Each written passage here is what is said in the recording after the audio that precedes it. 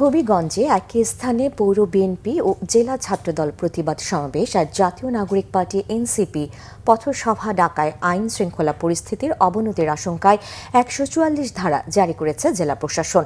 সকাল ১০টায় এক বিজ্ঞপ্তির মাধ্যমে বিষয়টি নিশ্চিত করেন জেলা প্রশাসক ডক্টর জি.এম. সরফরাজ।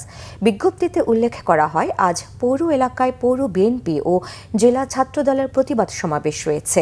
একই স্থানে জাতীয় নাগরিক পার্টিও পথসভার আহ্বান করেছে। উভয় পক্ষের মধ্যে উত্তেজনা বিরাজ করায় আইন শৃঙ্খলা পরিস্থিতির অবনতির শঙ্কা তৈরি হয়েছে।